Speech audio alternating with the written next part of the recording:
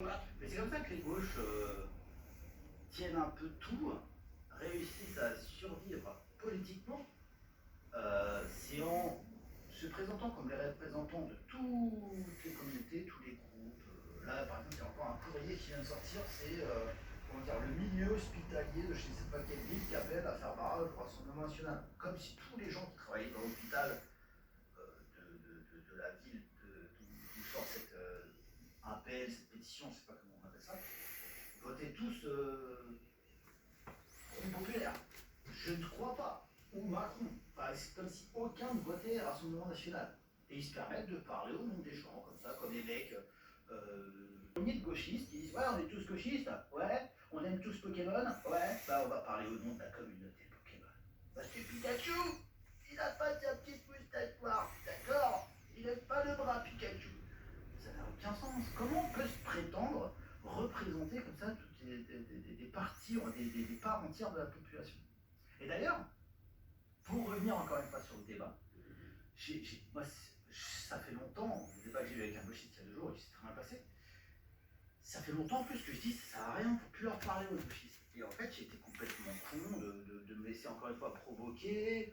En gros, le mec disait ouais, il va frotter, mais j'étais complètement con de tomber dans ce piège et d'accepter le débat, parce qu'en fait, il faut arrêter de leur parler à ces gens, parce qu'ils n'existent que parce qu'ils prétendent parler au nom des LGBT, des immigrés, des Français d'origine immigrée, des musulmans, etc. Mais en vérité, ils n'existent que parce que j'accepte, ou des gens comme moi acceptent de les valider en tant qu'interlocuteur et en tant que représentant de ces communautés. Mais si on demandait à ces communautés, par exemple à ce monsieur, si on lui demandait est-ce que vous pensez que les Français d'origine immigrée, les Français musulmans, les gens qui sont des militants pro-Palestine sont représentés par Baluch, Baduring, Dany Erraz, etc. Qu'est-ce qu'il dirait ce monsieur à votre avis en fait? Il dirait pourquoi c'est pas moi qui vais sur les plateaux télé pour défendre mes propres causes, celles que j'incarne. Pourquoi il y a des gens qui sont obligeants du cru, qui sont issus directement, charnellement de ces communautés, quoi. Je ne sais pas. Et les gauchistes n'existent que parce qu'on accepte de les valider en tant qu'interlocuteur. C'est pour ça que je vais revenir et que je vais lui dire, je n'ai plus jamais, en tant que porte-parole de toutes ces communautés soi-disant discriminées, tous ces damnés de la terre, etc., qui sont supposés défendre, et en fait, dont ils se servent comme carburant pour ouvrir leur propre ego et leur puissance aussi. Parce qu'à partir du moment où, par exemple, un mec comme Mathieu Stama arrive et dit je représente tous les gens qui sont discriminés par les méchants blancs en France. Ça représente le mec un QI suffisant aussi, parce que c'est ça aussi le problème, c'est qu'il y a beaucoup de gens qui sont stupides, hein, et là je vise aucune communauté en particulier, hein. Je préfère parler à lui qu'à n'importe quel petit bobo de la place de la République, du conflit israélo-palestinien. Il est un petit peu compliqué, mais voilà, vous voyez ce que je veux dire. Allez, on va passer le vidéo les amis. Qu'est-ce qu'on a? Les carcans